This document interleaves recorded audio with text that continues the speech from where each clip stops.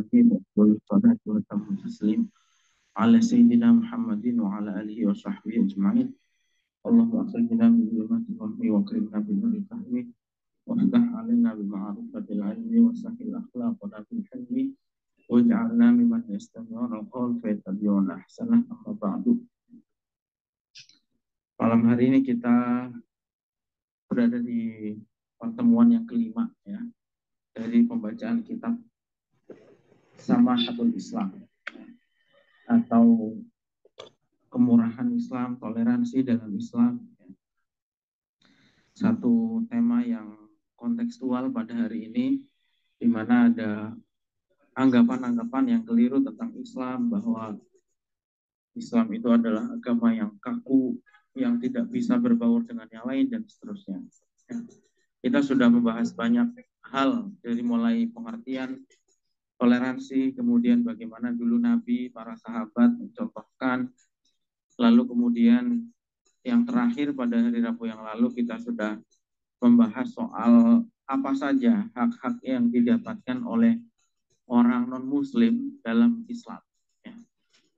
Mendapatkan kebebasan beragama, mendapatkan kebebasan bekerja, mendapatkan perlakuan yang sama di depan hukum, dan seterusnya. Mendapatkan perlindungan diri dan lain sebagainya. Ya, kita sudah bahas pada hari Rabu yang lalu. Sekarang kita akan melanjutkan pembahasan soal landasan sebetulnya ya, landasan kenapa Islam melakukan itu semua, lalu kemudian akan dilanjutkan tentang hubungan atau relasi atau toleransi Islam bersama dengan, terutama penekanannya di sini adalah dengan Yahudi dan Nasrani.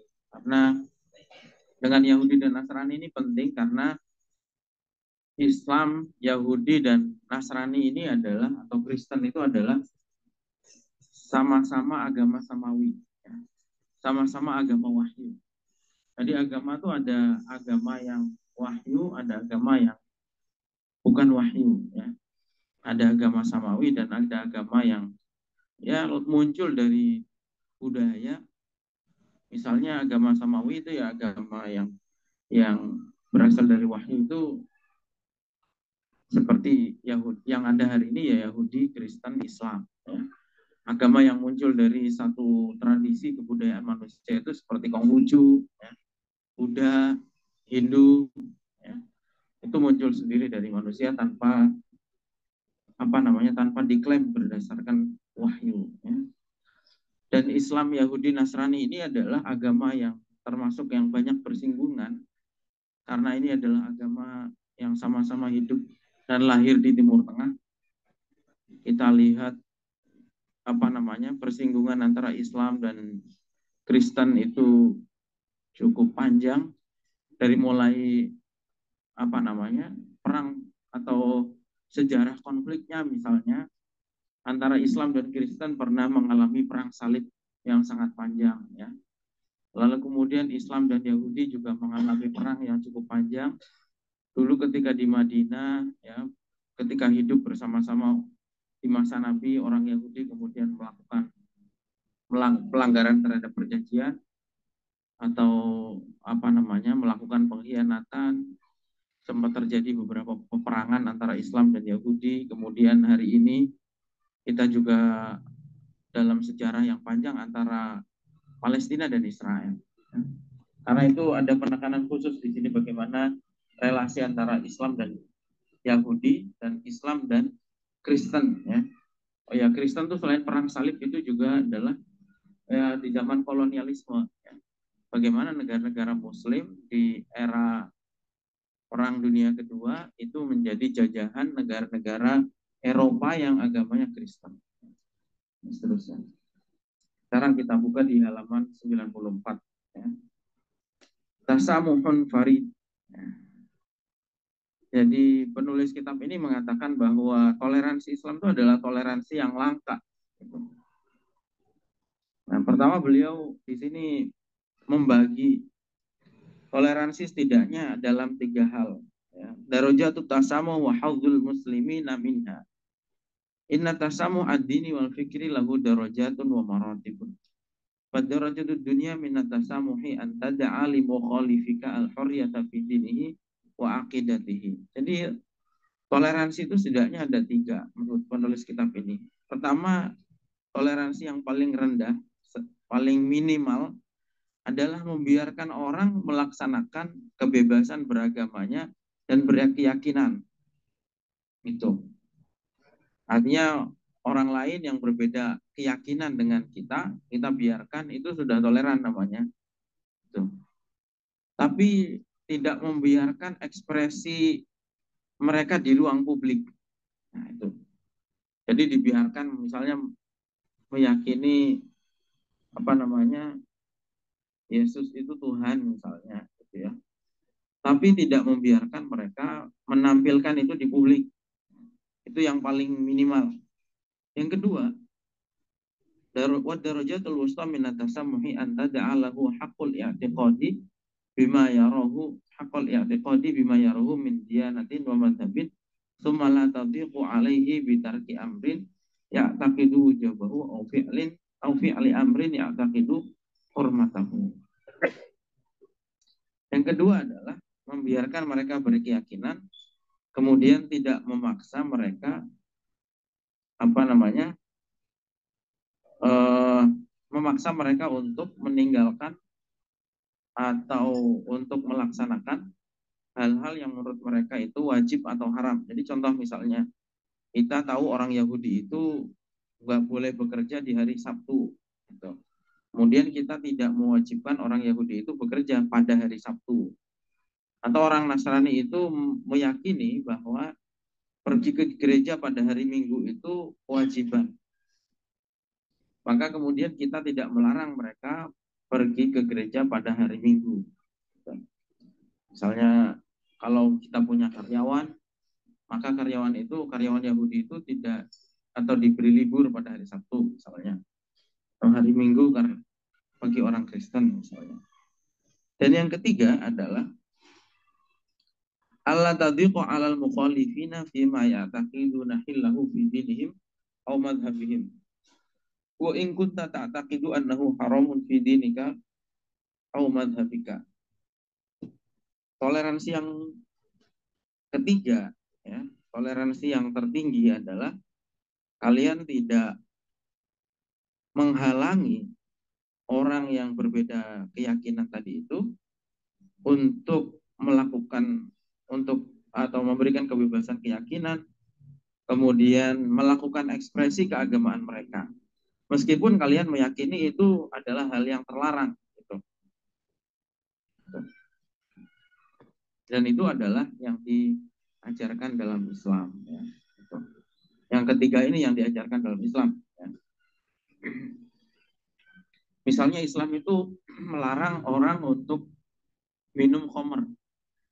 Tapi ketika orang Kristen itu tidak meyakini atau tidak meyakini keharamannya, maka ya kita biarkan saja. Boleh bagi mereka untuk meminum khamr, kita tidak menghalang-halang itu, meskipun misalnya pemerintah Muslim itu bisa membuat aturan larangan meminum minuman keras itu, ya, itu misalnya. Itu yang terjadi dalam sejarah Islam. Gitu. Wa ma'a hadza lam yaqul Islam dzalik wa lam yasha'an yatiqa 'ala ghairi muslimin fi amrin ya'taqiduna hillahu. Wa qala lil muslimin utrukuhu wa ma yadinun. Ya, pokoknya tinggalkan. Kalau menurut agama mereka boleh, ya silakan laksanakan, lakukan itu. Misalnya makan babi, ya kalau dalam agama mereka boleh, ya silahkan. Gitu. Meskipun sebagai pemerintah waktu itu, ya pemerintah Muslim berhak untuk melarang sebagai pemerintah, tapi itu dulu tidak dilakukan. Nah, kemudian apa sebetulnya filosofi toleransi dalam Islam itu, ya? Ruhut tasamuhi indal muslimin. Halaman berikutnya di 95, ruhut tasamuhi indal muslimin. Esensi atau substansi kenapa Islam itu mengajarkan toleransi. Landasannya apa? Ya. Dzalika huwa ruhut tasamuh allati tabdu fi husnil asyrati wa ladfil muamalati wa riayatil jiwari wa sa'atil masyair insaniyati minal birri wa rahmati wal ihsan. Ya, apa namanya, Islam, karena apa? Kenapa Islam toleran? Karena Islam itu pada dasarnya mengajarkan hubungan yang baik, membangun hubungan yang baik. Husnul asyarah, jadi pergaulan yang baik. Walutful muamalah, ya, muamalah atau interaksi yang lembut. Wariayatil jiwar, menjaga hubungan, ya. Wasaatil masyair al insaniyah minal birri, kebaikan. Warahmati, kasih sayang. Wal ihsan, dan kebaikan. Wala yughni fiha qanunun wala qada'un. Dan ini adalah praktek sehari-hari yang sebetulnya kebaikan tadi itu, misalnya baik kepada tetangga, itu tidak perlu diatur dalam undang-undang. Bahkan tanpa undang-undang pun kita sudah mempraktekkan, sebagai muslim mempraktekkan baik kepada tetangga, kemudian berbagi kepada orang lain misalnya, itu adalah satu hal yang sudah inherent, sudah melekat dalam diri seorang muslim. Al-asasul fikri litasamuhil muslimin. Secara pemikiran, apa namanya, toleransi umat Islam itu dilandasi oleh wal asasun nadratil mutasamihatil lati tasudul muslimina fi muamalati mukhalifihim fid dini yarji'u ilal afkar wal haqaiq an-nasi'ah. Ya, wa ahamuha i'tiqadu kulli muslimin fi karamatil insan. Kenapa kita harus toleran? Ya karena kita meyakini kemuliaan manusia. Itu. Manusia itu apapun agamanya, apapun sukunya, apapun bahasanya, itu pada dasarnya adalah mulia. Karena itu sudah dinas dalam Al-Quran, yaitu walaqad karramna bani Adam. Ya. Dan sesungguhnya telah kami muliakan Bani Adam. Bani Adam itu siapa? Manusia. Ya. Manusia itu semuanya mulia. Itu pada dasarnya, ya, apa namanya? Oh ya, apa? Tanpa embel-embel apapun manusia itu sudah mulia. Gitu. Bahkan tanpa embel-embel apapun manusia itu punya kemuliaan, dimuliakan oleh Allah. Makanya Sayyidina Ali bin Abi Thalib mengatakan, yang bukan saudaramu dalam agama adalah saudara dalam kemanusiaan. Yang bukan saudara dalam agama adalah saudara dalam kemanusiaan. Itu apa namanya, Sayyidina Ali bin Abi Thalib mengatakan seperti itu. Kemudian kalau di para ulama, karena itu membagi ukhuwah itu ke dalam 3, ya. Ukhuwah apa? Ukhuwah Islamiyah, persaudaraan sesama muslim, karena itu ada di dalam Al-Quran, innamal mu'minuna ikhwah, ukhuwah imaniyah. Yang kedua adalah ukhuwah watoniyah, dan yang ketiga adalah ukhuwah basyariyah atau insaniyah. Dan ada seorang ulama juga, ulama besar di Uni Emirat, yang menulis kitab, judulnya adalah Al-Insaniyah Qabla Tadayyun, ya. Al-Insaniyah Qabla Tadayyun, kemanusiaan sebelum keagamaan, ya. Humanity before religiosity, ya. Karena itu adalah dasar agama Islam, kemanusiaan dulu. Contoh yang paling gampang yang sering saya contohkan adalah, kalau kita punya air itu untuk beragama, dalam hal ini untuk wudhu. Satu sisi kita perlu wudhu, di sisi lain kita atau orang lain, ada manusia yang membutuhkan untuk minum, itu wajib hukumnya digunakan untuk minum. Kemanusiaan dulu, baru kemudian untuk agamaan. Ada bukunya itu, Al-Insaniyah Qabla Tadayyun. Nanti kalau mau mendalami tema itu silahkan dibaca buku itu. Dan sebenarnya banyak hal yang lain, ya, terkait dengan masalah ini. Makanya kalau dalam Daruriyat Al-Khamas itu juga salah satu kedururatan yang harus didahulukan adalah hifdzun nafas, ya, menjaga diri atau menjaga nyawa. Wa hadhil karamah al-muqarrarah tujibu li kulli insanin haqqal ihtirami war riayati. Dan kemuliaan, konsekuensi dari kemuliaan yang tertulis dalam Al-Quran tadi itu adalah bahwa semua manusia itu harus dihormati dan harus dijaga kehormatannya. Contoh paling gampang adalah di sini wa minal amsila al amaliyah ma dzakarnahu min qabl min qiyamin nabi sallallahu alaihi wasallam li janazatin yahudiyyin. Ya. Jadi contoh yang paling gampangnya adalah ketika nabi itu berdiri melihat jenazah.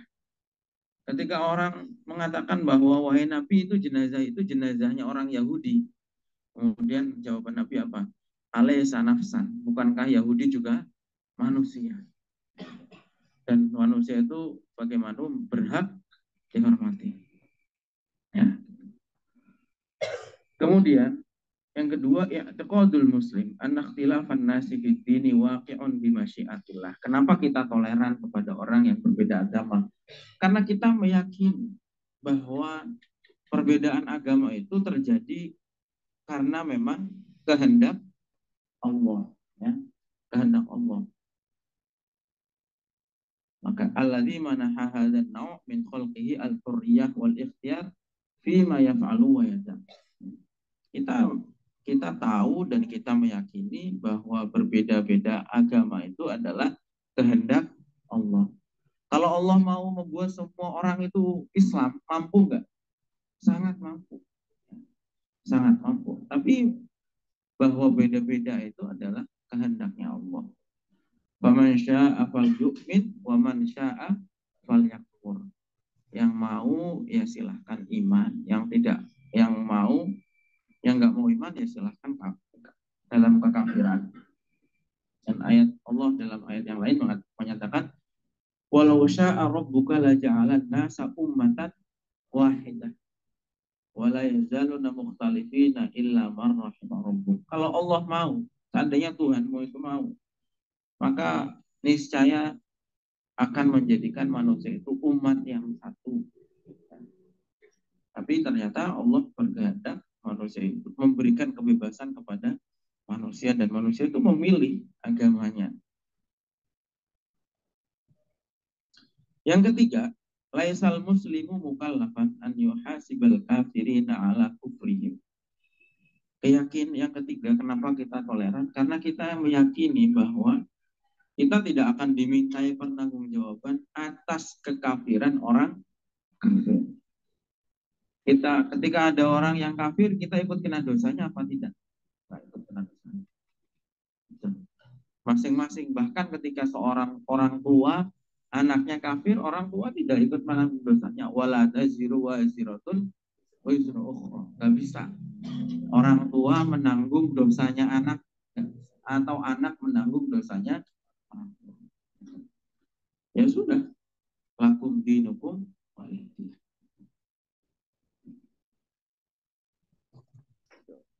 Dan yang keempat, imanul muslimi bi annallaha ya'muru bil adli wa yuhibbul qisṭa wa yad'u ila makarimil akhlaqi walau ma'al musyrikin. Dan yang keempat, kenapa kita menghormati agama orang lain? Karena memang Allah memerintahkan kita berbuat adil. Memerintahkan kita berbuat adil. Wa yuhibbul qisṭa, dan mencintai kita berbuat baik. Dan Allah pula yang mengajak kita kepada makarimal akhlak, yaitu akhlak-akhlak yang terpuji, yang mulia. Walau ma'al musyrikin, meskipun itu kepada orang musyrik. Ya.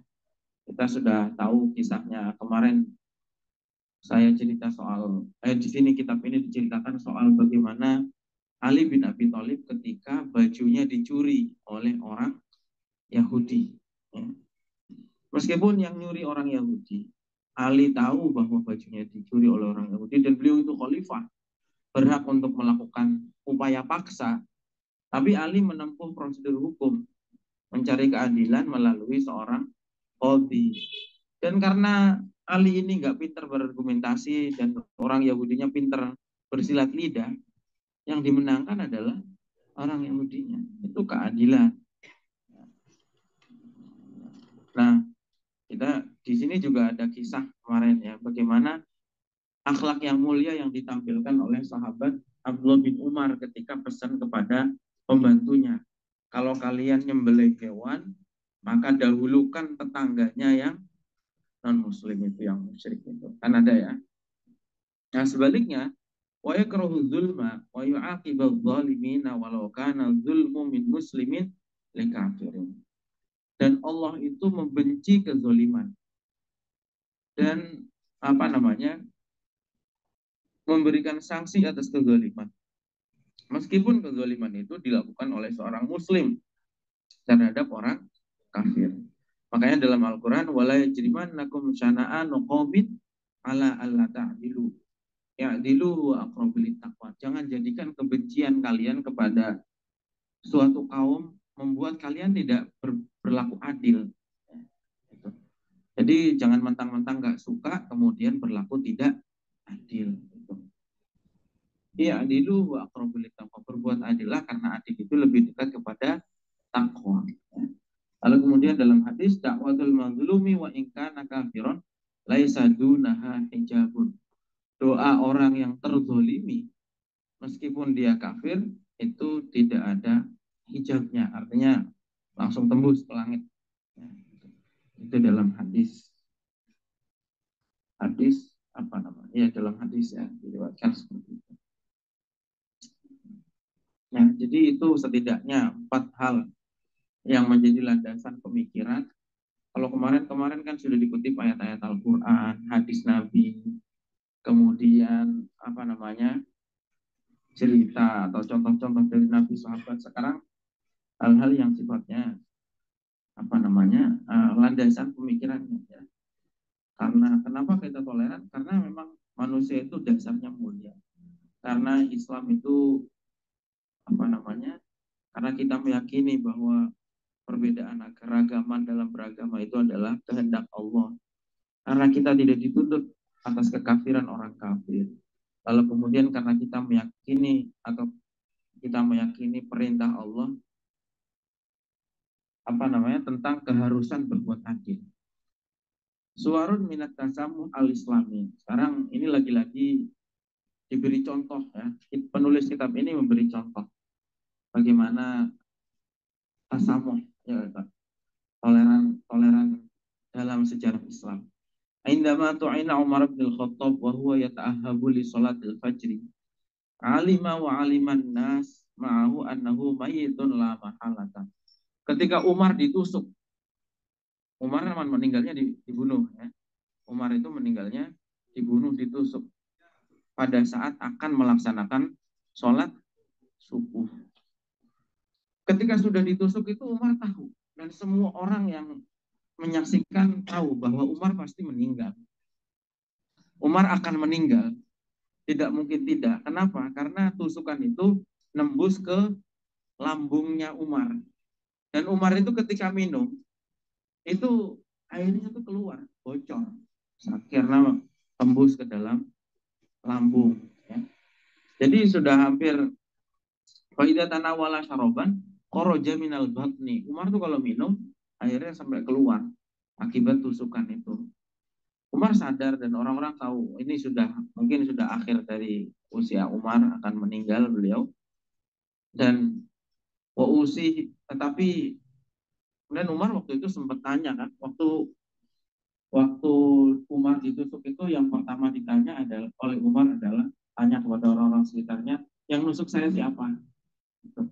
Yang nusuk saya siapa? Kemudian dijawab, yang nusuk adalah orang Yahudi. Gitu. Umar bersyukur pada saat itu. Kenapa? Karena Umar Umar bersyukur karena yang menusuk itu bukan orang yang pernah sujud kepada Allah. Gitu. Bayangkan urusannya seperti apa di akhirat kalau yang menusuk itu adalah orang yang pernah sujud kepada Allah. Umar bersyukur. Mungkin Umar sudah tahu bahwa nanti seperti dinubuatkan oleh Nabi ya, bahwa nanti ada orang yang muslim yang mengkafirkan dan menghalalkan darah sesama muslim. Tapi setidaknya Umar tidak mengalami itu, karena yang mengalami adalah Ali bin Abi Thalib. Tiga khalifah itu meninggalnya semua terbunuh. Umar meninggal terbunuh, Utsman juga meninggal terbunuh, Utsman juga yang membunuh sesama muslim. Dan baru yang ketiga adalah Ali juga terbunuh. Eh, apa namanya? Ya, Umar yang membunuh Yahudi, Utsman yang membunuh Muslim, kemudian yang terakhir Ali itu juga yang membunuh Muslim. Ya. Seperti itu. Tetapi meskipun begitu, Umar itu di akhir-akhir ajalnya wa usihi bidzimmatillahi wa dzimmati rasuli. Tapi pada saat kritis seperti itu masih sempat-sempatnya Umar itu menyampaikan wasiat agar dijaga keselamatan orang zimmi, ya, kafir zimmi, atau yang disebut pada era sekarang dengan kelompok minoritas. An yufiyalahum bi'ahdihim. Maksudnya itu perjanjian yang sudah dilakukan dengan orang zimmi ya harus dijaga. Seperti itu. Itu sebagaimana ditulis di dalam kitab apa namanya Al-Faruq Umar bin Khattab Tsanil Khulafa Ar-Rasyidin. Kemudian ya, jadi kalau kita lihat itu memang apa namanya toleransi yang pernah ada dalam sejarah Islam itu luar biasa. Hal wa atarikul alami ila yaumin nasi hadza asyrafa min hadhil muamalah. Ya. Sampai ditulis oleh Syekh Muhammad Al-Ghazali, tidak ada sejarah dunia ini toleransi sebaik toleransi umat Islam. Itu. Dan yang penting wal muhim kama aslafna anna hadhihi lam takun mujarradu mabadi'in nadhariyatin aw mujarradi kalimatin tuqal. Faqad tubiqat tatbiqan waqi'iyyan. Dan yang lebih penting lagi adalah masalah toleransi dalam Islam ini bukan sekedar teori atau kalimat pidato, tapi betul-betul diterapkan, pernah diterapkan dalam sejarah. Sekarang bainal Islami wal Yahudiyati, ya, halaman 100. Ya. Wa indama ja'an Nabi sallallahu alaihi wasallam ilal Madinati wajada biha Yahudan tawattanu wa musyrikina mustaqirrin. Falam yatajih fikrahu ila rasmi siyasatin lil ib'adi awil musadarati wal khisami.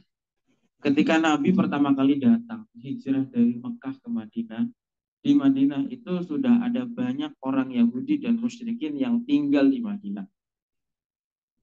Dan Nabi tidak pernah punya pemikiran untuk mengusir mereka.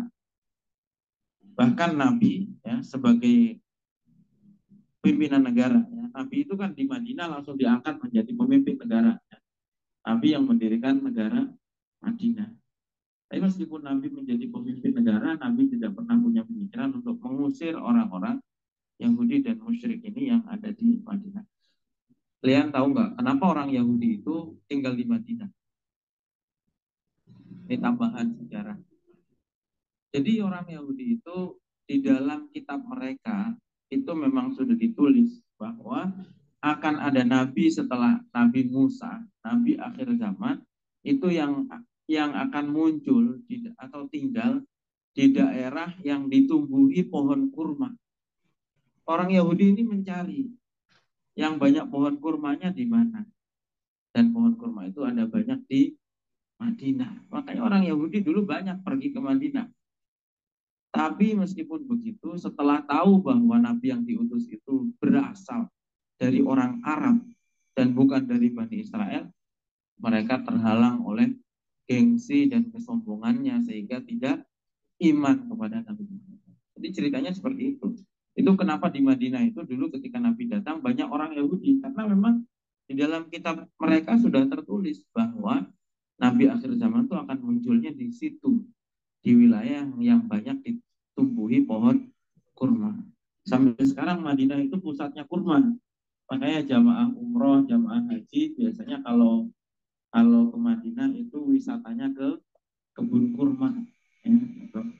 Dan kurma Madinah itu terkenal, ya, kurma paling mahal yaitu kurma ajwa, ya, kurma paling mahal. Jadi seperti itu. Dan Nabi nggak pernah mengusir mereka. Bahkan bahkan Nabi menerima anti biqadirin wujudul yahudiyati wal wasaniyati.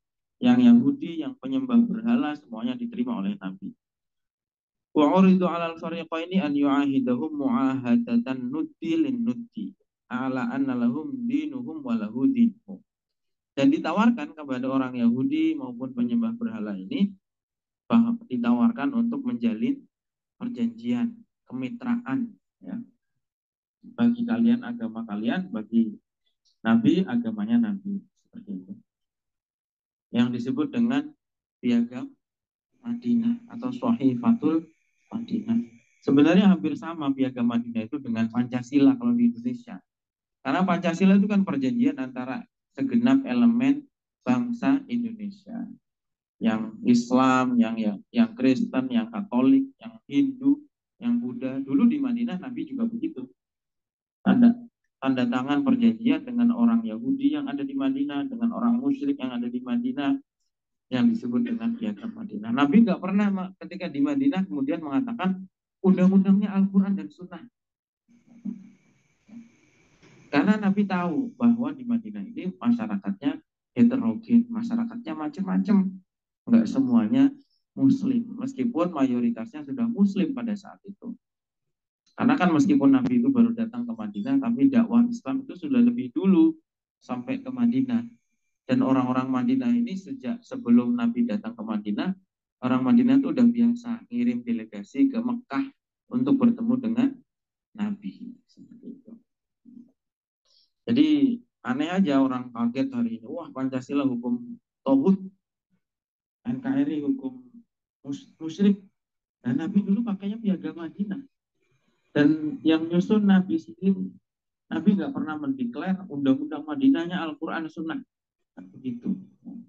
Dibuat undang-undang, dibuat poin-poinnya bersama dengan orang-orang non-Muslim yang ada di Madinah dan ditandatangani oleh semua pihak yang ada di Madinah. Nah di sini dikutip poin-poinnya sebenarnya ya, poin-poin perjanjiannya. Jadi terlalu panjang. Salah satunya ini, wa anal yahud min bani Auf ummatun ma'al mukminin. Orang Yahudi Bani Auf itu sama kedudukannya dengan orang mukmin. Yahudi nuhum walil muslimin dan seterusnya. Wa anal jar kan nafsi ghairu mudharin wala asimin.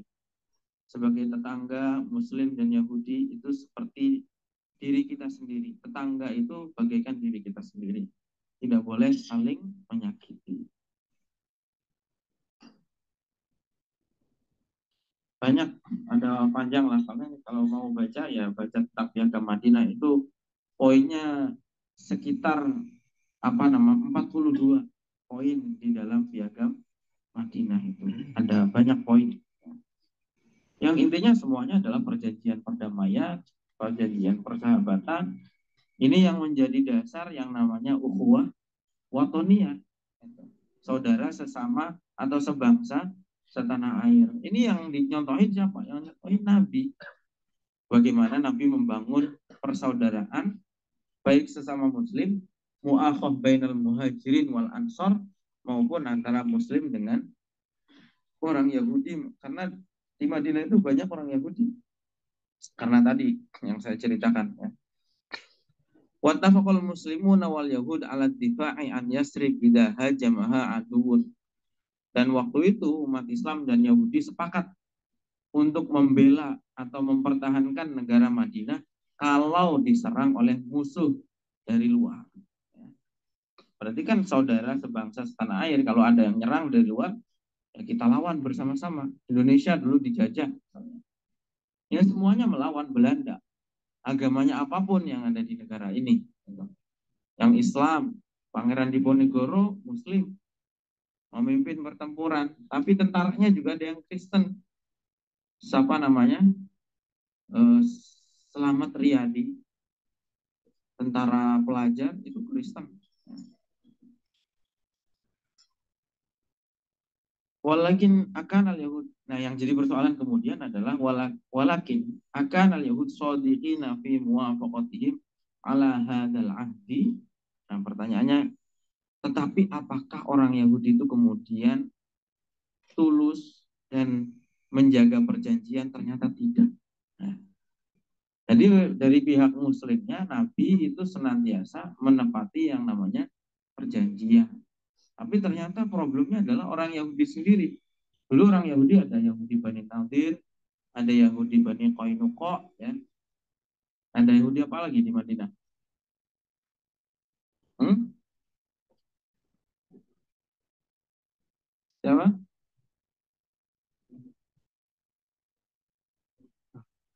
Ya, ada beberapa Yahudi di Madinah. Ternyata satu persatu itu apa? Berkhianat. Sehingga kalau berkhianat konsekuensinya apa? Ya diperangi. Bugot itu dari dulu yang namanya bugot pemberontak itu diperangi agamanya apapun. Ya. Gitu. Makanya ya orang akhirnya apa? Orang Yahudi ini ternyata koalisi dengan orang kafir Quraisy merencanakan penyerangan terhadap Madinah. Ya sebelum menyerang diserang duluan, akhirnya diusir semua orang-orang Yahudi itu. Termasuk yang di mana uh, yang apa namanya, yang tanahnya sangat luas sekali pada saat itu. Nah, jadi orang Yahudi sendiri ternyata yang satu persatu berkhianat sehingga akhirnya ya terpaksa keluar. Jangankan yang Yahudi, yang Muslim kalau berkhianat juga Bugot itu ya diperangi. Zamannya Abu Bakar orang menolak untuk mengumpulkan zakat, ya diperangi. Gitu. Zamannya Ali ada Khawarij, nggak setia kepada presidennya, ya diperangi. Sekarang di Indonesia juga begitu ya, di mana-mana begitu. Separatisme mesti diperangi. Dulu di Aceh, ya, Aceh itu Muslim, tapi ingin memisahkan diri jadi perang. Sekarang Papua ingin memisahkan diri jadi perang. Maluku, apa RMS ya, Republik Maluku Selatan, Kristen ya diperangi. Gak pandang agamanya apa. Separatisme, buat pemberontak itu diperangi. Ya Yahudi juga begitu dulu, seperti itu. Pokok kanal Yahudi, nah seperti itu. Orang Yahudi ini Orang Yahudi sendiri yang merusak ya perjanjian pada saat itu. Dan sekarang orang Yahudi ini bikin perkara lagi, bikin masalah lagi, yaitu ketika mengusir orang-orang Arab dari tanah Palestina. Dan sampai sekarang dari apa namanya dari tahun 1948 sampai dengan sekarang. Dan kita melihat perbedaannya sangat jauh bagaimana ketika orang Yahudi hidup di komunitas Muslim, di tengah pemerintahan yang Muslim dulu, ya, dan sekarang pada saat umat Islam hidup di bawah pemerintahan Yahudi. Sangat jauh bedanya. Orang Yahudi ini dulu ketika zamannya Umayyah, zamannya Abbasiyah, zamannya di Andalusia, orang Yahudi di bawah pemerintahan Islam, itu mereka terlindungi. Tapi ternyata ketika sekarang orang pemerintahan Yahudi di Israel, mereka mendiskriminasi jangan agama-agama lain, tidak hanya Muslim. Orang Kristen kemarin mau melaksanakan Paskah yang belum lama kemarin lah, belum 1 bulan, itu juga dihalangi orang-orang Yahudi, pemerintahan Zionis, gitu ya, yang seperti itu.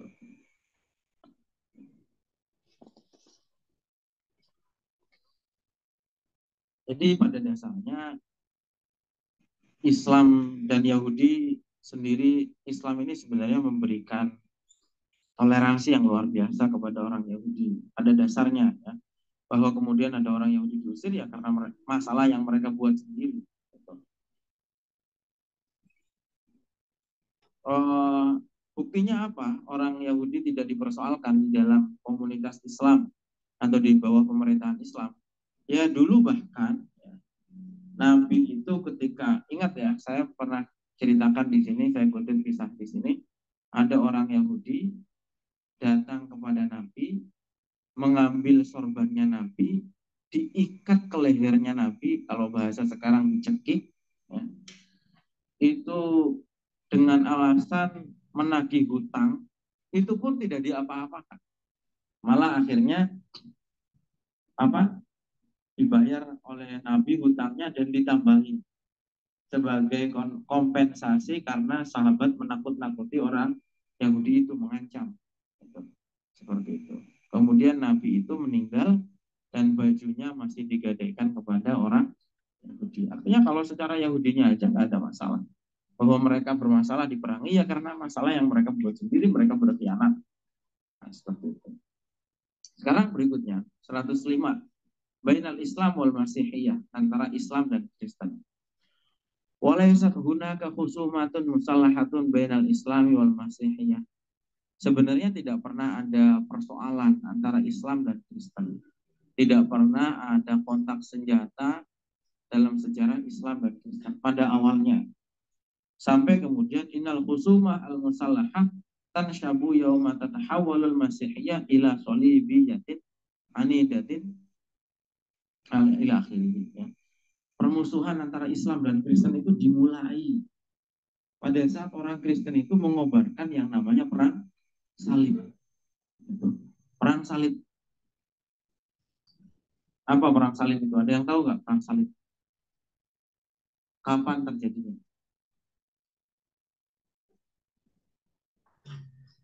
Ada yang tahu? Perang salib itu adalah perang terpanjang sepanjang masa.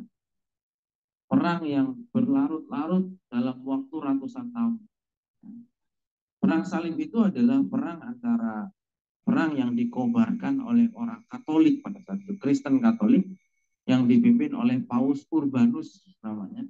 Paus Urbanus II, Paus Urban yang kedua. Agendanya apa? Agendanya adalah ingin merebut kembali tanah Yerusalem, ya, atau ya Palestina. Palestina itu memang dari dulu diperebutkan. Makanya ada buku yang ditulis Sejarah Berdarah Tanah Suci kalau tidak salah, ya. Nah, nulis orang Katolik. Jadi menerangkan sejarah panjang peperangan yang pernah terjadi di yang sekarang Palestina itu. Memang sudah berulang-ulang. Tanah itu terus menerus di situ itu terjadi perang. Nah dulu kan ditaklukkan di zamannya siapa? Palestina itu. Umar bin Khattab. Ya. Nah kemudian selama ratusan tahun dikuasai oleh umat Islam. Sampai ketika umat Katolik ini dipimpin oleh Paus Urbanus II, Paus ini mempunyai cita-cita untuk merebut kembali Yerusalem. Perang ini perang yang terjadi sekitar 300 tahun lamanya. Bahkan perang ini sebetulnya perang yang sangat panjang dari abad ke-11 sampai abad ke-17. Itu perang salib. Jadi sebenarnya justru dimulai dari orang Katolik perang ini. Perang antara Islam dan Kristen itu. Dan dampak perang salib itu ya sampai sekarang sebetulnya.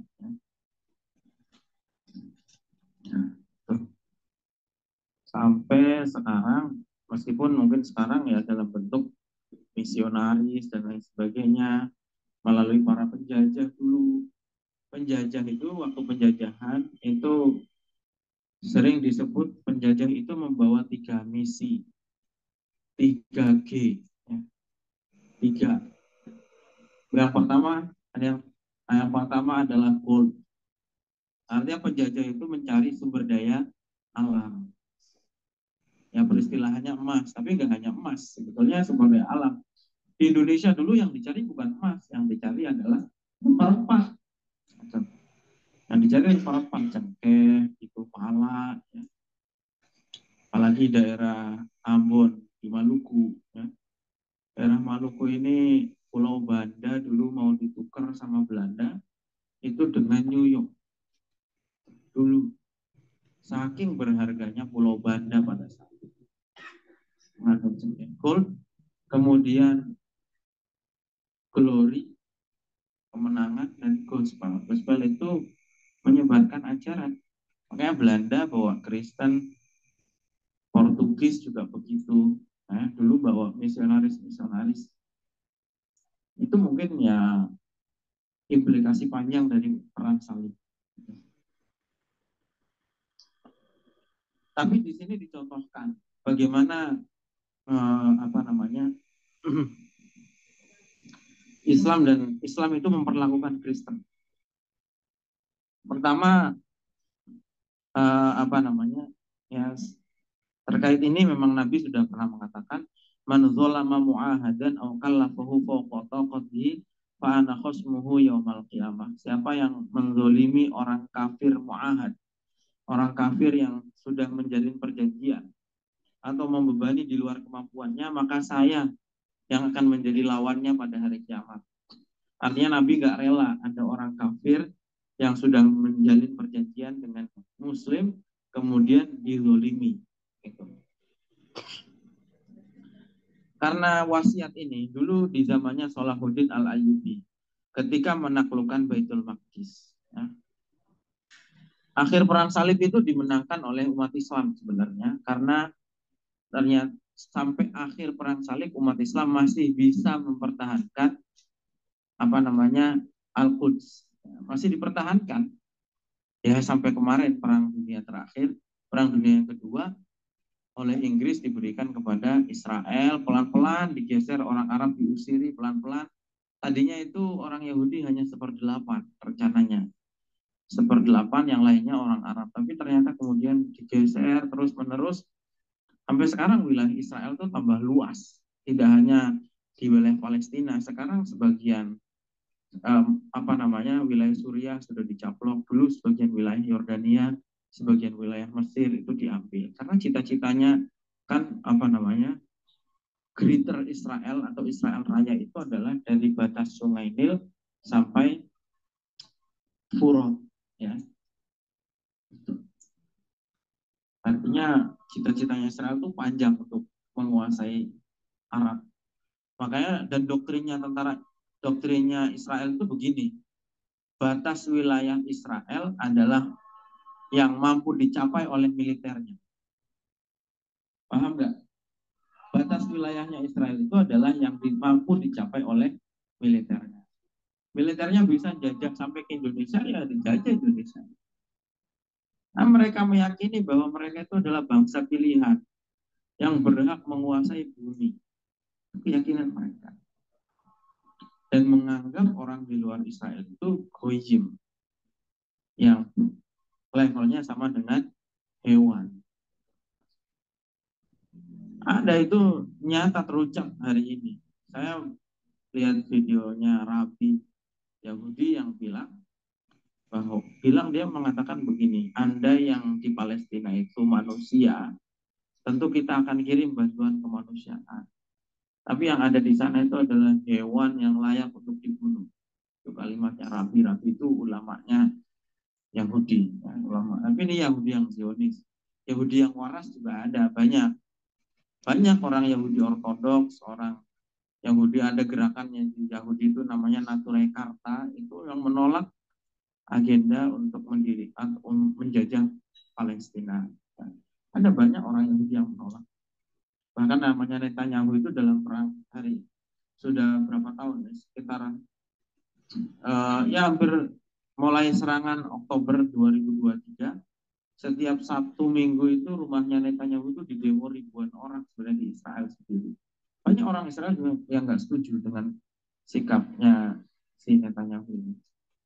Nah, dulu Salahuddin Al-Ayyubi itu bahkan ketika perang salib, ya, itu a'tahum amanan limuddati arba'ina yawman lil jala'i 'anil Quds. Salahuddin Al-Ayyubi itu memberikan toleransi orang-orang Kristen untuk mengungsi atau tetap tinggal di Baitul Maqdis, di Al-Quds. Kalau soal keadilan Islam dalam mengelola Al-Quds itu sudah nggak disangsikan lagi.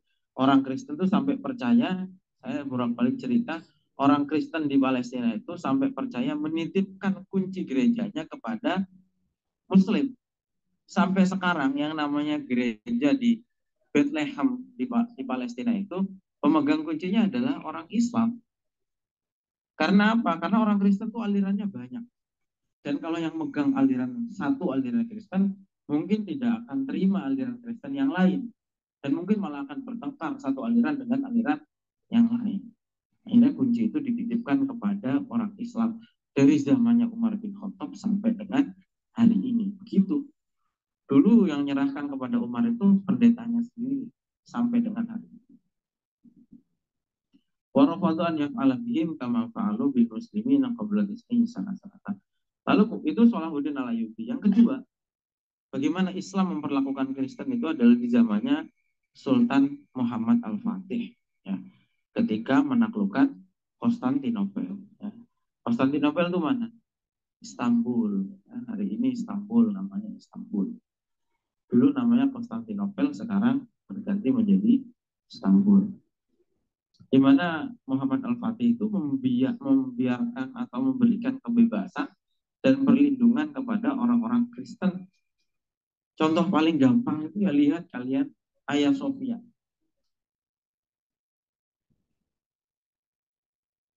Konstantinopel itu ditaklukkan di masanya Muhammad Al-Fatih. Kalau dirunut itu sekarang sampai sekarang ya mungkin udah ada 1000 tahun ya, hampir 1000 tahun lah. Turki Utsmani aja berkuasa tuh 700 tahun. Jadi sudah hampir 1000 tahun. Lihat tempat-tempat ibadahnya orang Kristen yang ada di Istanbul. Paling gampang lihat Hagia Sophia. Hagia Sophia itu dari dulu gereja dan tetap menjadi gereja.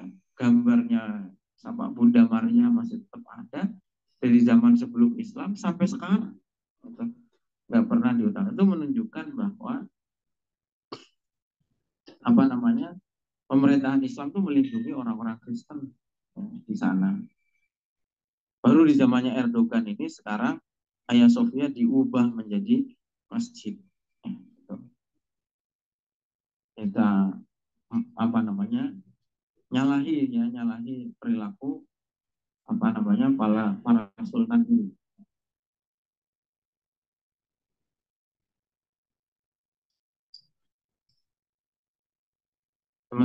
Sementara realitas yang bertolak belakang adalah yang dilakukan oleh orang Kristen terhadap orang Islam dan orang Yahudi. Wa inna hadza mimma fa'ala an-nasara fil Andalus indama saqatat fi aidihim. Sejarah kejatuhan Andalus. Dulu kan Islam pernah membangun kerajaan di Spanyol, di Andalusia dalam waktu yang cukup panjang. Tapi kemudian jatuh, kalah. Dan realitas yang ada sangat bertolak belakang. Dulu ketika Islam berkuasa di Andalusia, orang Yahudi, orang Nasrani itu mendapatkan kebebasan, jaminan beragama. Tapi ketika kekuasaan itu beralih, direbut oleh orang Kristen, itu kemudian yang disebut dengan reconquista, kalian tulis reconquista, itu peristiwa yang penting dalam sejarah Islam di Spanyol. Direbut kembali wilayah yang dikuasai oleh Islam itu kemudian terjadi peristiwa yang namanya inkuisisi.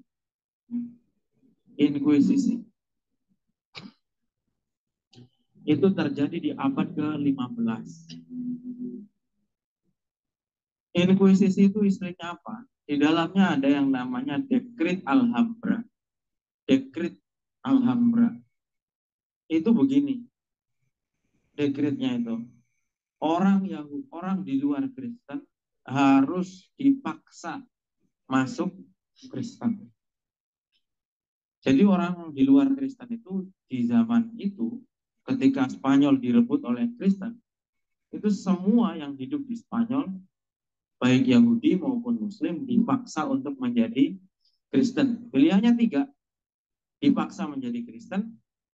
Yang kedua, diusir. Kalau mau tetap Islam ya harus pergi meninggalkan Spanyol. Dan yang ketiga adalah dibunuh. Sehingga pada saat itu ya pilihannya antara 3 itu, ada yang akhirnya masuk Kristen atau pura-pura Kristen, dan yang kedua adalah yang diusir, banyak yang akhirnya keluar dari Spanyol, dan yang ketiga adalah yang dibunuh. Pada saat itu banjir darah Pada saat ini sejarah yang sangat berdarah-darah ya, ketika Kristen kembali menguasai Spanyol, yang disebut Inkuisisi itu. Dan akhirnya selama ratusan tahun di Spanyol itu tidak pernah ada, meskipun dulu Islam sempat berkuasa di sana, nggak ada sisanya, nggak ada lagi.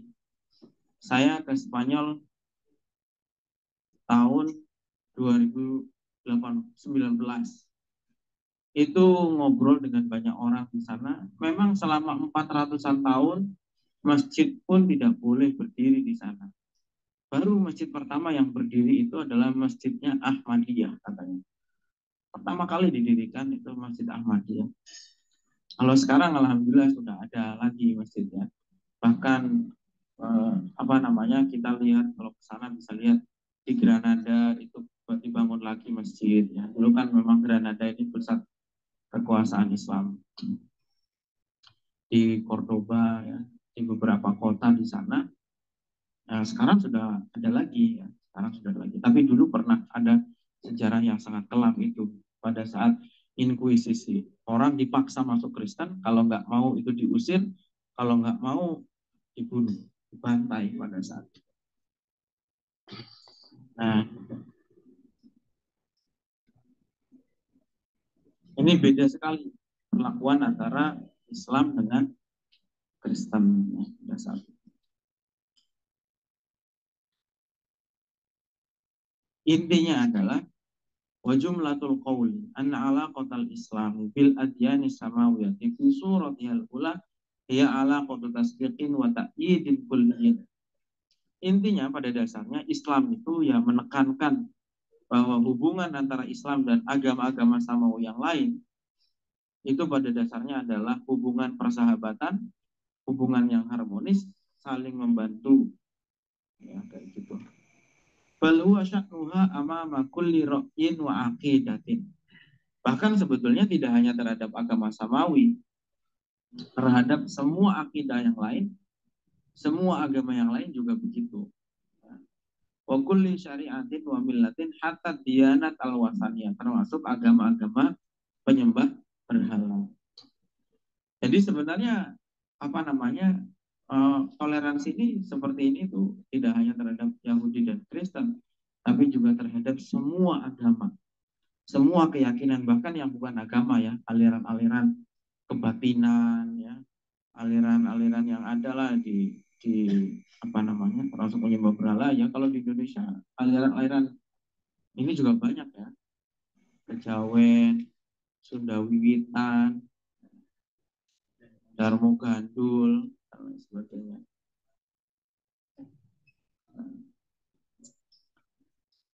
Dan tentu toleransi itu juga diajarkan bukan hanya kepada yang beda agama, tapi juga yang sesama Muslim itu, apalagi gitu. Hanya beda hanya beda madhab misalnya, hanya beda akidah, maksudnya beda apa namanya, aliran aliran akidah, apalagi itu harus lebih menghormati lagi. Jangan hanya beda keyakinan sedikit melabeli dengan bid'ah, dengan musyrik ya. Ini aneh, orang sama non muslim aja bisa akur, kenapa yang sesama muslim malah membid'ahkan, mengkafirkan? Itu kan aneh terhadap agama, semua agama.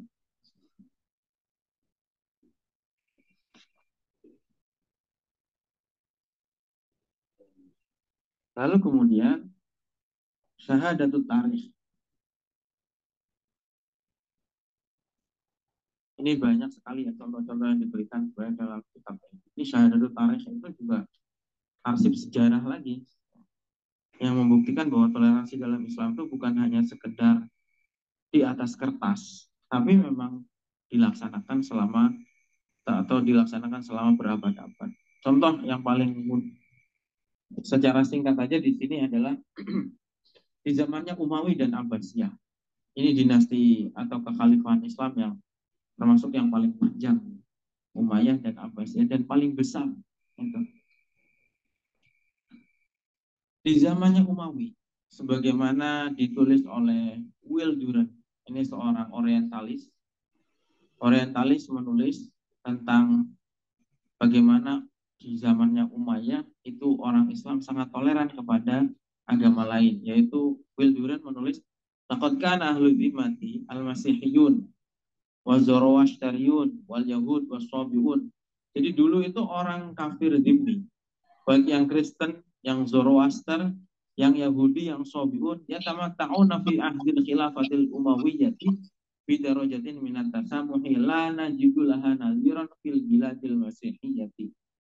Mereka semua agama-agama tadi menikmati kebebasan, menikmati toleransi yang tidak ditemukan di tengah-tengah komunitas Kristen mereka sendiri. Dulu di abad pertengahan orang Kristen itu kan sejarahnya juga berdarah-darah sebenarnya. Beda keyakinan, diperangi gitu. Dulu juga terjadi.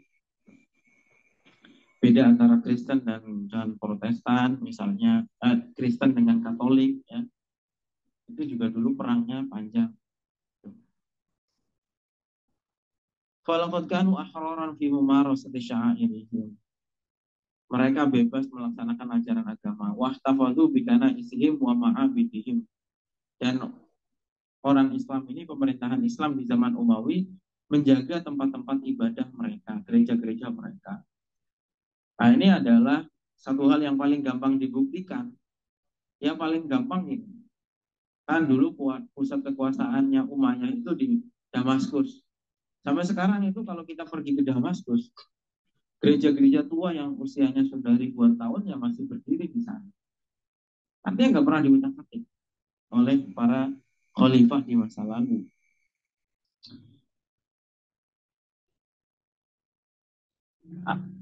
Ada kewajiban membayar pajak karena non muslim kan nggak mungkin diwajibkan bayar zakat, ya, karena itu bayar pajak.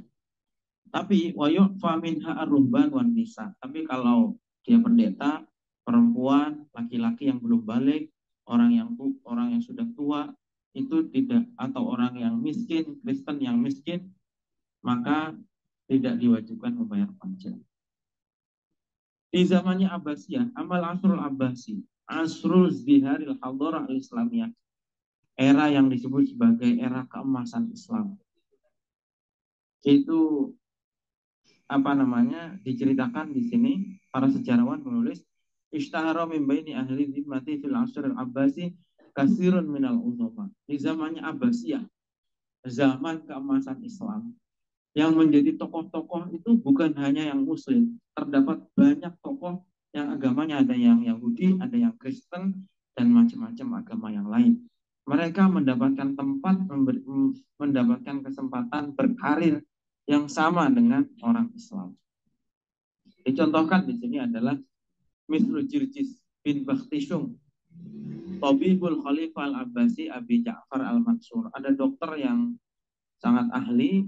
Dokter ini namanya Jirjis. Agamanya Kristen, itu menjadi dokternya Abu Ja'far Al-Mansur.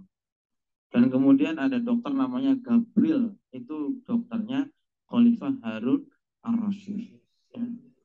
Harun Ar-Rasyid itu bahkan sampai mengatakan, kullu man kanat lahu hajatun ilayya fal yukhatib biha Jibril.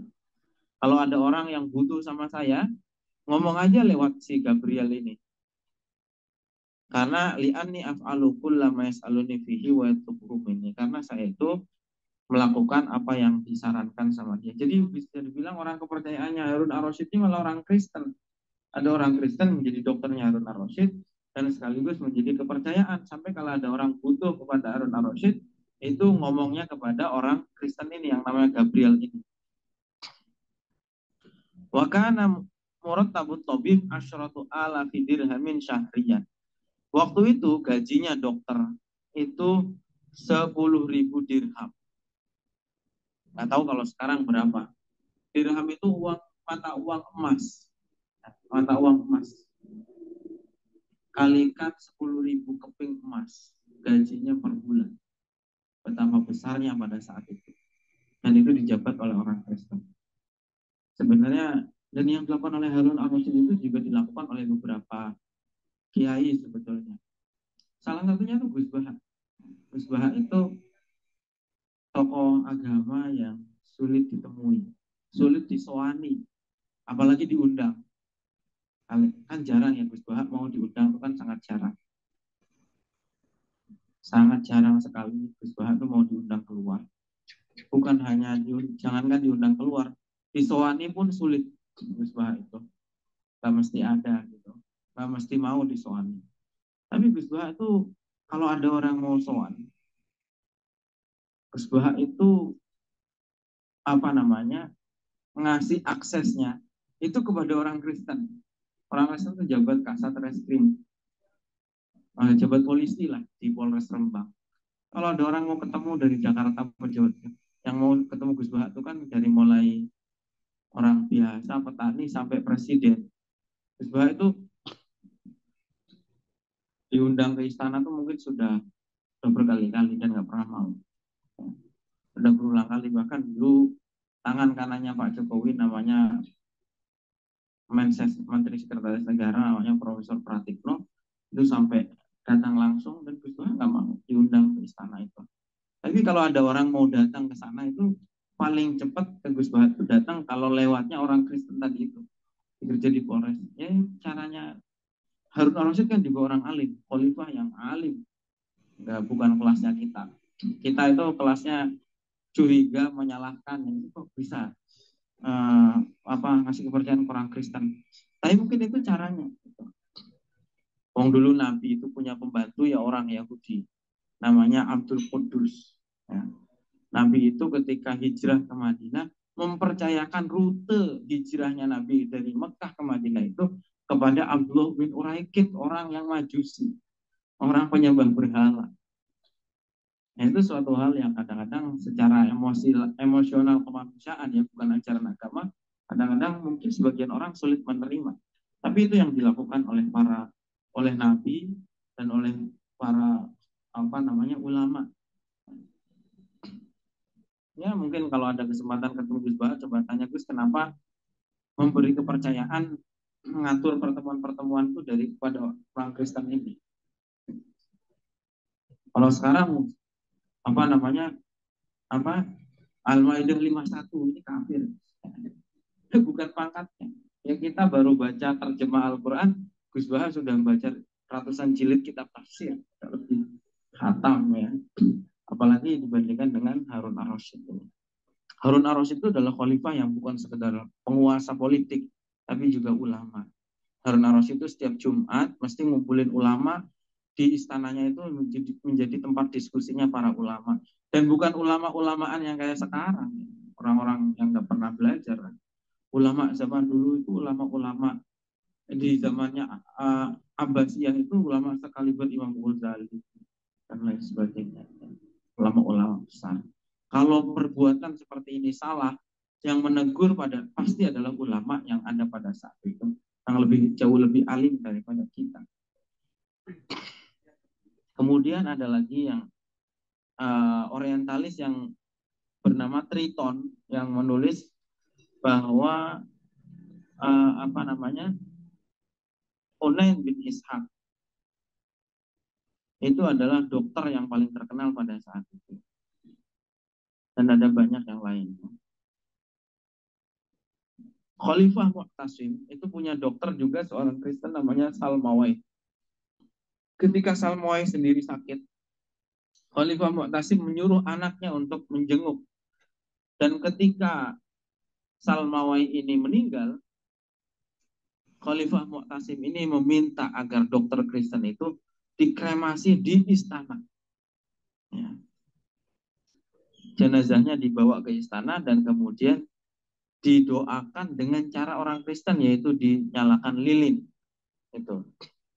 Ya khalifahnya tentu gak ikut, tapi menghormati keyakinan mereka. Zaman sekarang kalau ada presiden melakukan seperti itu sudah dicaci maki banyak orang. Tapi dulu khalifah-khalifah di zaman itu yang waktu itu ulamanya masih banyak melakukan hal seperti ini. Ada juga Yohana bin Masawai, ya, faqad khadamal khulafa al-Abbasin mundur Rasyid ilal Mutawakkil. Ada seorang pembantu pelayan istana di zaman Abbasiyah itu dia melayani Khalifah Abbasiyah dari zamannya Harun ar-Rasyid sampai Khalifah Mutawakkil. Dan setiap jamuan makan, si pelayan ini selalu hadir di situ, ikut makan bersama dengan khalifah.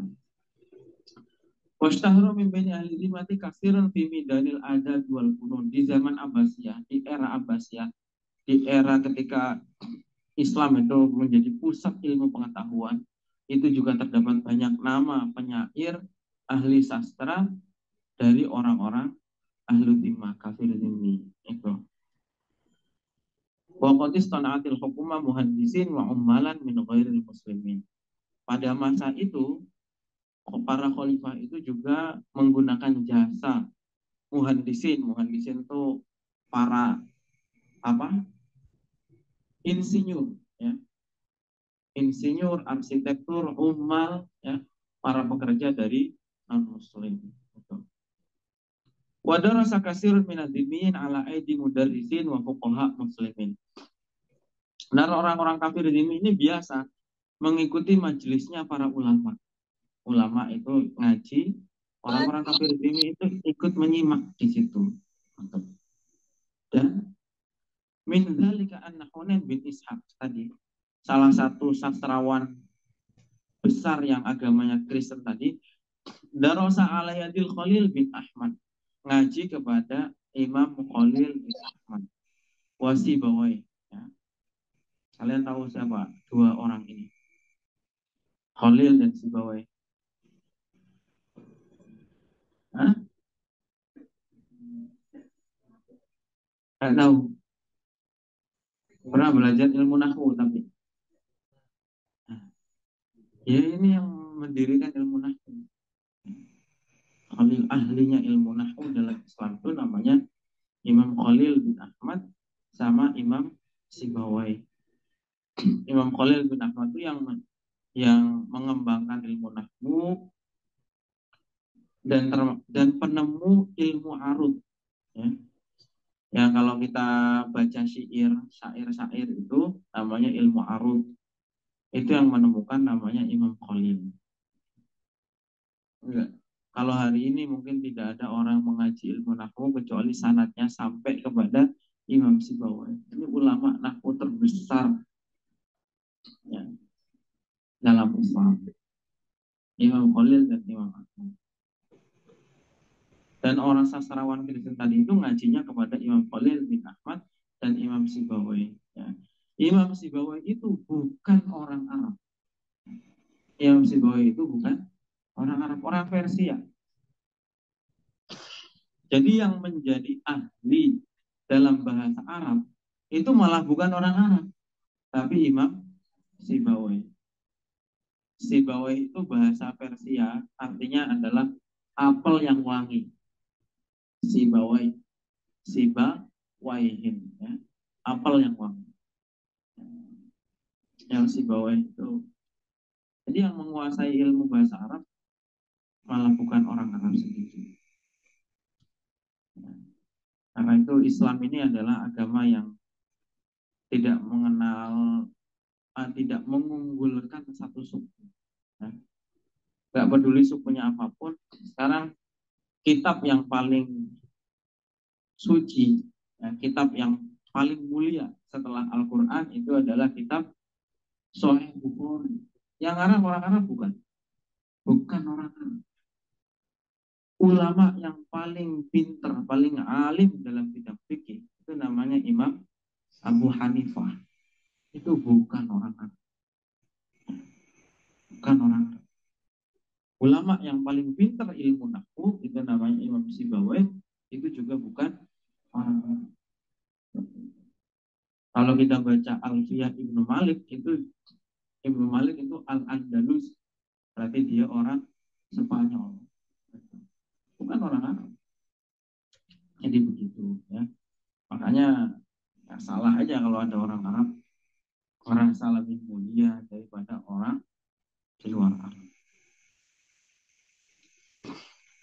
Dan masih banyak ulama-ulama yang lain, ahli-ahli yang lain di bidangnya itu kebanyakan bukan orang Arab. Ya, Imam Tirmidzi, Imam Nasai itu gak ada yang orang Arab.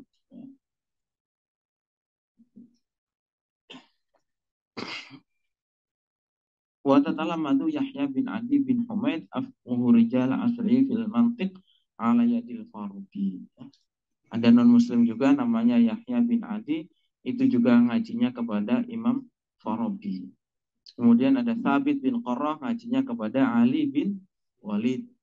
Ali bin Walid min rijalil Mu'tazilah dan lain sebagainya. Artinya banyak ilmuwan-ilmuwan non-muslim. Kenapa bisa banyak ilmuwan-ilmuwan non-muslim? Karena memang penguasa muslim pada saat itu memberikan ruang kebebasan kepada mereka. Seperti itu. Nah, ini contoh nyata ya. Jadi kalau ngomong toleransi dalam Islam itu bukan teori, tapi memang betul-betul praktek sejarah yang dilakukan selama ribuan tahun. Bahwa sekarang kemudian ada ISIS, ada Al-Qaeda, ini hal-hal yang mencoreng sejarah Islam sebenarnya. Kok pernah ada dalam sejarah orang-orang model ISIS gitu. Aneh aja, padahal dulu di zamannya Nabi, di zamannya sahabat, di zamannya para ulama masih hidup generasi salaf yang alim, yang keilmuannya sangat mendalam, tidak pernah terjadi masalah-masalah kayak hari ini. Ya. ISISnya tiap ketemu orang beda agama, jangankan beda agama, beda kelompok, dibunuh. Nah, dasarnya apa? Melakukan hal-hal kayak gitu. Sama sekali bukan ajaran Islam. Nah, sekarang kita hari Rabu yang akan datang akan membahas pasal bab yang kedua. Bab yang kedua ini nanti isinya adalah menjawab beberapa permasalahan-permasalahan. Kan sudah cerita masalah toleransi dan lain sebagainya. Tapi ada banyak ganjalan-ganjalan. Ganjalannya itu apa? Misalnya Islam itu katanya agama yang toleran. Kan agama yang mengajarkan kasih sayang. Tapi kenapa Islam mengajarkan perang? Mewajibkan jihad. Kenapa?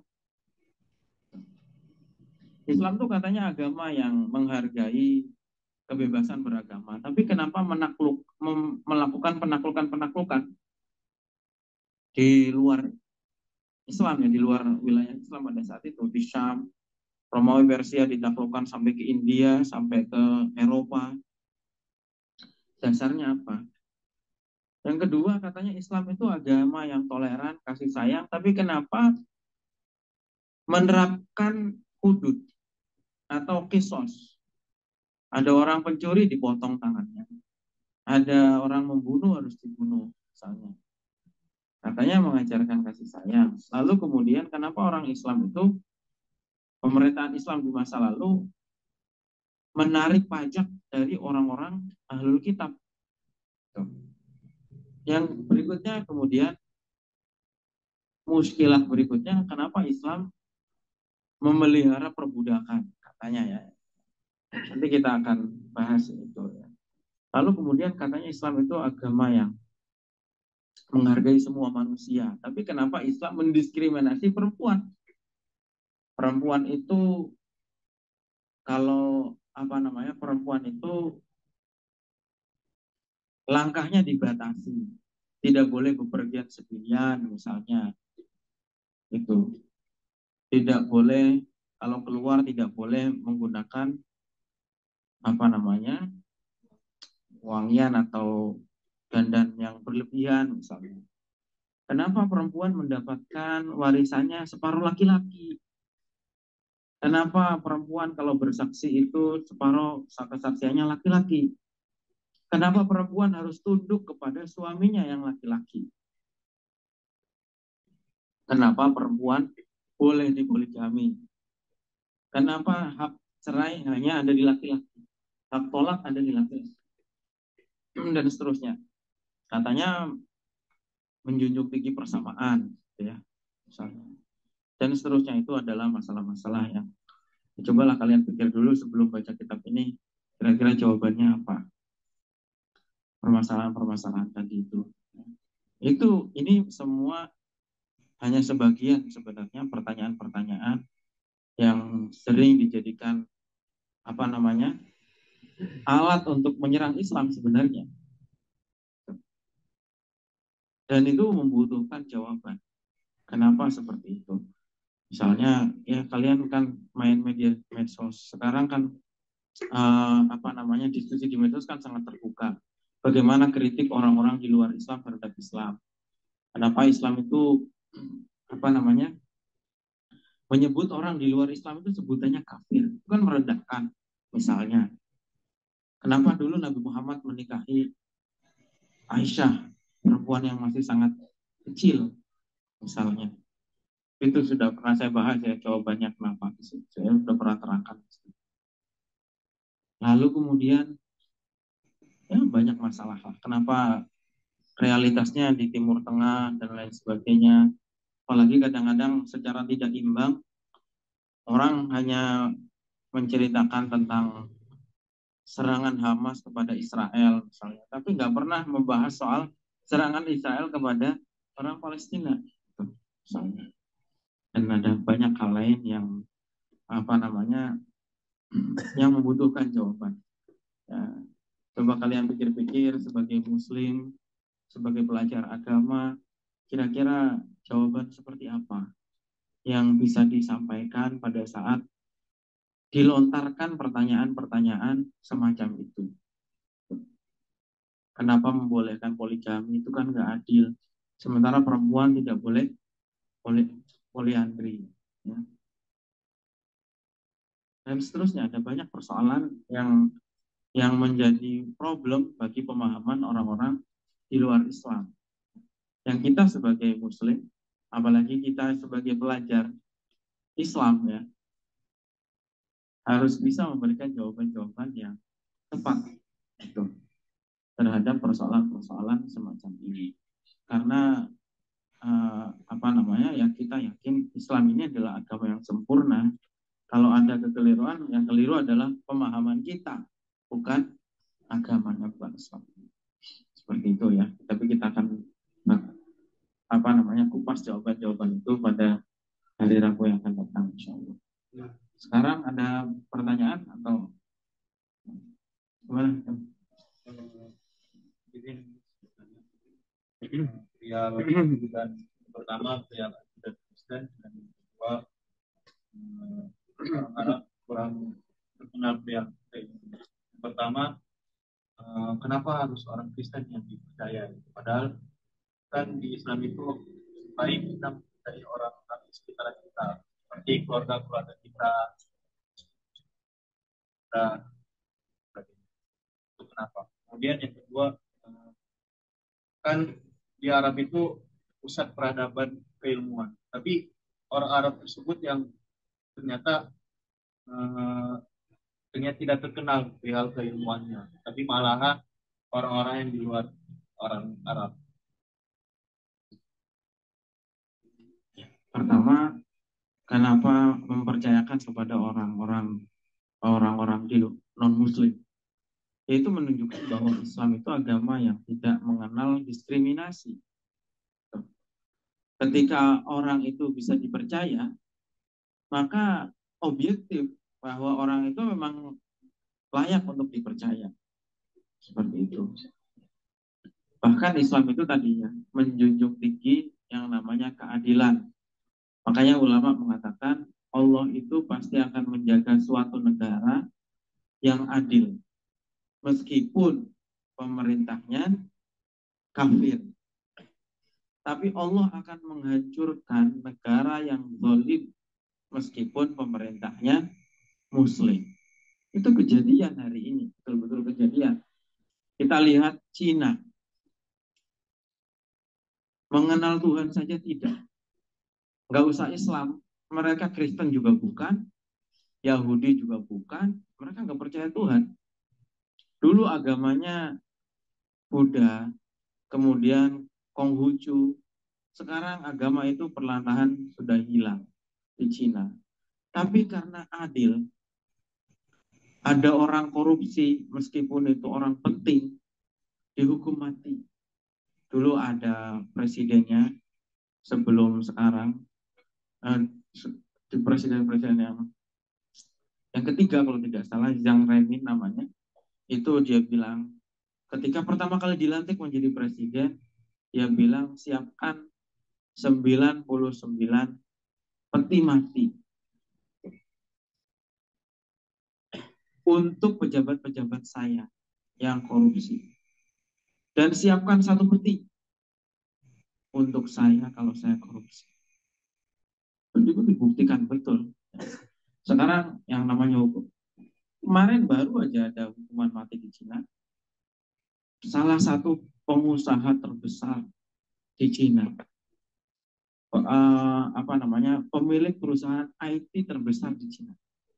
Ya dihukum mati beneran nggak pandang bulu ya. Karena itu Cina sekarang menjadi negara yang paling maju secara ekonomi di dunia ini. Negara terkaya di dunia. Meskipun pemerintahnya nggak mengenal Tuhan. Kenapa? Karena adil. Rakyatnya mendapatkan perlakuan. Jadi di Cina itu 5 meter, setiap 5 meter ada CCTV. Nggak ada orang takut keluar. Mau jam 2 malam, mau jam 3 malam, apa. Orang semua percaya dengan keadilan.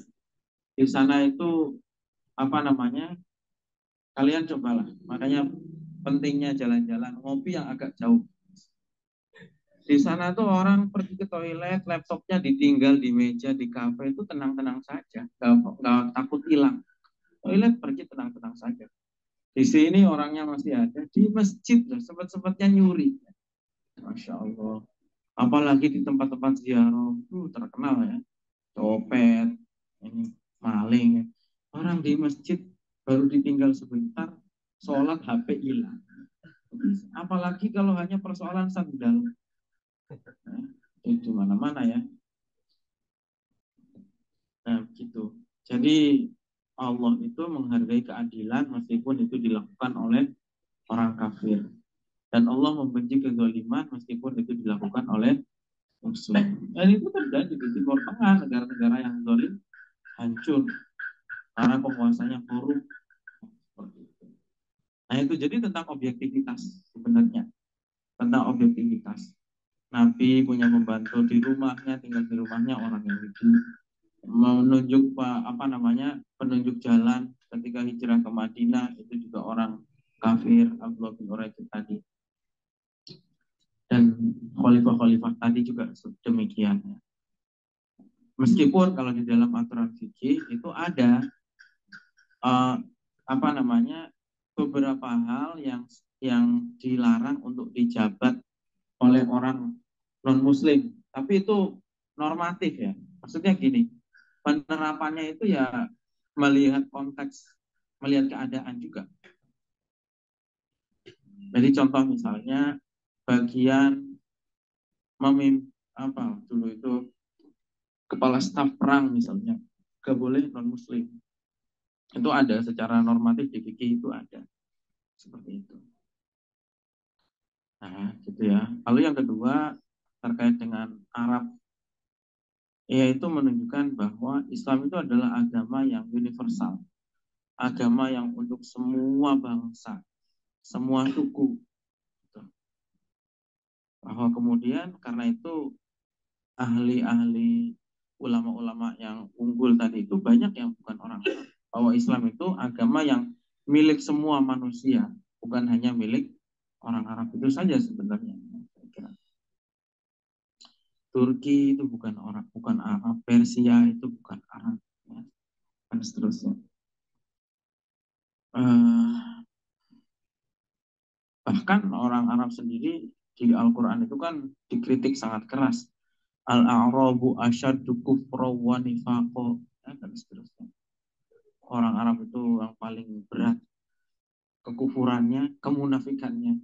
Itu ada kritik yang seperti itu. Dan sekarang lihat Palestina, gak ada negara Arab satu pun yang membela Palestina. Gak ada. Kemarin Trump pergi ke Amerika, ke Uni Emirat, ke Qatar. Semua pemimpin Arab itu semuanya menyembah Trump. Qatar ngasih pesawat kepresidenan hadiah kepada Donald Trump. Kok bisa melakukan itu? Padahal orang Muslim di Yaman, di beberapa negara itu kelaparan, gak bisa makan. Tapi Qatar ini ngasih pesawat kepresidenan yang harganya triliunan kepada Trump. Arab Saudi itu Trump datang nyembah, dari mulai Trump turun pesawat, Trump pulang itu dibawakan investasi yang sangat besar sekali untuk pembelian senjata, padahal uang yang diberikan Arab Saudi kepada Amerika itu nantinya itu akan diberikan menjadi bantuan luar negeri Amerika kepada Israel. 80% senjatanya Israel itu dari Amerika. Dan Arab Saudi ngasih duit ke Donald Trump. Duitnya siapa? Duitnya orang Islam yang jamaah haji dan umroh. Dari orang bayar visa, nyewa hotel di sana, makan di sana, dapat penghasilan tuh. Orang-orang Arab Saudi itu dari orang haji umroh, duitnya disetorkan kepada Amerika, kemudian Amerikanya dikasih ke Israel. Kadang-kadang orang-orang Arab ini gak mikir masalah-masalah begitu. Begitu. Yang sekarang yang bela siapa? Oh, Iran. Iran itu Persia, bukan Arab. Justru orang Syiah. Itu seperti itu. Nah itu ya dari dulu begitu. Nah, ini problem. Saya banyak berkaitan dengan umat di luar agama Islam dan bahkan kita juga untuk memuliakannya. Tapi kemarin itu ada salah satu hadis yang melarang kita memanggil sayyid atau tuan. Nah itu kan salah satu memuliakan itu orang muslim. Saya pengen tanya apa ada lagi larangan-larangan seperti kepada orang muslim kalau non muslim itu yang tidak boleh kita lakukan. Larangan memanggil sayyid. Sayyid tuan. Di hadis. Hadis yang mana? Kemarin sama. Apa namanya? Hadis ini. La tusawwiduni. Ini hadis tuh ada dua konteksnya. Ada hadis yang Nabi mengatakan bahwa jangan mempertuankan manusia. Dalam hal ini apa namanya? Mempertuankan manusia lah. Itu ada hadis yang berbunyi seperti itu. Tapi ada hadis yang lain.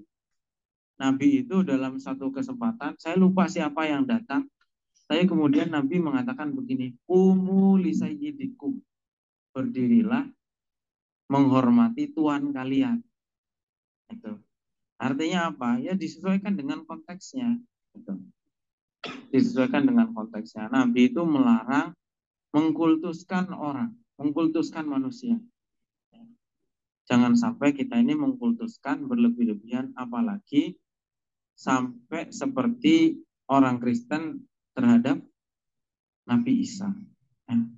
Nabi Muhammad gak mau diperlakukan seperti itu.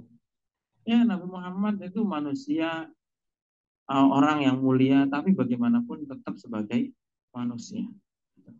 Orang yang mulia, tapi bagaimanapun statusnya tetap manusia. Jangan dibilang ini anak Tuhan atau apapun. Jangan dilebih-lebihkan. Tapi Nabi itu satu dalam hadis mengatakan kumuli sayyidikum. Lalu kemudian Nabi dalam hadis yang lain juga mengatakan ana sayyidu waladi Adam. Saya ini adalah tuannya Bani Adam. Artinya bagaimana ya? Disesuaikan dengan konteks yang tadi. Sehingga nggak ada larangan kita mengatakan sayyid, Allahumma sholli ala sayyidina Muhammad. Atau kita menyebut menghormati ta'adzuban ya, karena adab kepada Abu Bakar kita menyebut Sayyidina Abu Bakar, Sayyidina Umar, Sayyidina Utsman, Sayyidina Ali, itu sebagai bentuk adab kita itu ketika menyebut orang-orang yang mulia. Masa kita menyebut namanya saja kayak menyebut nama temannya sendiri gitu. Orang kita itu manggil tukang bakso aja manggilnya Pak, Bapak, ya kan? Bapak itu kan sama dengan Sayyid kalau bahasa Arab, Tuan. Ya, itu seperti itu. Masa ini manggil Nabi, manggil namanya saja kan nggak sopan, gitu. Ya.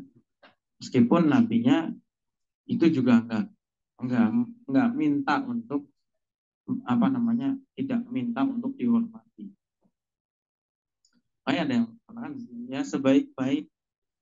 sebaik-baik orang adalah orang yang tidak minta dihormati. Ya. Tapi sebaik-baik orang adalah orang yang menghormati orang lain. Misalnya kalian jadi guru, jangan bilang kepada murid kalian yang nggak sopan, tolong dong hormati saya. Saya kan guru, Kak. Guru, hormati saya dong. Itu nggak pantas ngomong begitu.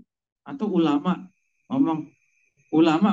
mengatakan misalnya ada ulama lalu kemudian dalam jangan hormatilah ulama, maksudnya itu menghormati dirinya sendiri, kan nggak pantas. Yang baik adalah orang itu menghormati. Ya, kalau yang mengatakan, kecuali yang mengatakan orang lain, saya bukan ulama, saya menyarankan kalian hormati kiai kalian, itu boleh. Ya, pantas. Seperti itu.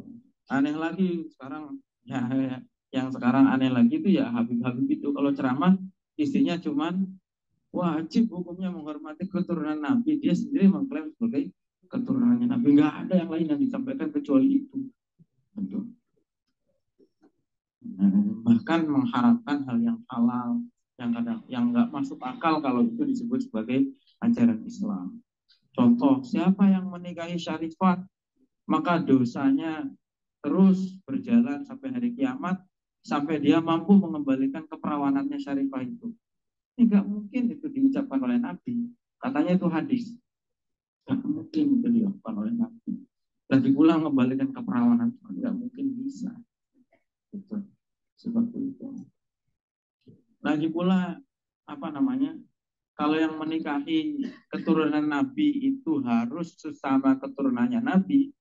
Bagaimana kemudian Fatimah mau menikah dengan siapa? Fatimah yang menikahi keturunan Nabi apa bukan? Bukan. Menikahi Ali bin Abi Thalib, bukan keturunan Nabi. Nggak sah dong. Kalau orang luar, ini kritik kepada beberapa kelompok seperti itu ya. Jadi ini kadang-kadang.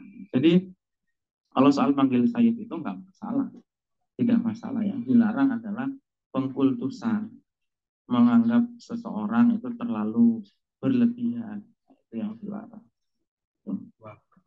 Ya, posisinya kan ada ya sekarang itu di beberapa di beberapa torikoh ya, itu ada yang begitu, menganggap mursyidnya itu berkomunikasi langsung dengan Tuhan misalnya ya. Nah itu yang itu penyimpangan itu terjadi di situ. Tapi kalau memanggil sayyid kepada orang alim, kepada orang yang mulia, kalau sekarang sayyid itu sudah jadi panggilan umum ya. Panggilan umum di sana tuh ya, muslim non muslim, kalau di Arab panggilannya ya sayyid gitu. Kalau orang itu orang-orang terhormat, kita seperti itu. Kalau larangan apa yang membedakan dengan orang non muslim ya tadi, nggak boleh jadi gini, yang beda perlakuan yang banyak adalah kafir yang harbi. Kafir yang harbi itu banyak perbedaan karena memang harbi. Jadi seperti misalnya ayat ya ayyuhalladzina amanu la tattakhidul yahuda wan nasara awliya, itu dalam konteks kafir harbi. Itu nggak boleh dijadikan teman dekat atau kepercayaan, itu dalam konteks orang kafir harbi. Kepercayaan loh yang nggak boleh, kepercayaan. Tapi kalau sekedar membantu boleh-boleh saja. Saya kemarin cerita bagaimana Salahuddin Al-Ayyubi itu mengobati musuhnya, pimpinan tentara musuhnya yang sakit. Nabi juga membantu ya. Dalam konteks membantu boleh, yang nggak boleh kan menjadikan kepercayaan tadi itu. Nah, tetakhidul Yahud wan Nasara dalam konteks harfi ya. Makanya dari itu kita baca ayat Quran itu disesuaikan dengan konteksnya. Ada lagi ayat yang kadang-kadang jadi problem terus ya. Misalnya walan tardu ankal Yahudi walan Nasara hatta tabi'atillah kamu. Bahkan rela orang Yahudi Nasrani sampai kalian ikut dalam agama mereka. seperti itu. Gitu. Kalau semua kafir begitu, Abu Thalib nggak akan mendukung dakwahnya Nabi. Gitu. Itu dalam konteks kafir harbi. Seperti itu. Nah, jadi ini pentingnya baca tafsir dan supaya kita nggak keliru. Baca hadis juga begitu. Hadis itu kalau kita baca hadis yang tadi, la tusawwiduni misalnya ya, jangan kalian tuankan saya seperti orang Nasrani menuankan. Itu kalau membaca itu saja ya mungkin kita akan jadi menghindari mengucapkan Sayyidina. Tapi baca hadis yang lain, Nabi mengatakan bahwa ana sayyidu waladi Adam. Nabi itu juga pernah mengatakan kumu li sayyidikum, berdirilah untuk tuan kalian. Artinya disesuaikan dengan konteksnya. Itu saja saya kira, mudah-mudahan bermanfaat. Allah a'lam bishawab. Assalamualaikum warahmatullahi wabarakatuh. Waalaikumsalam.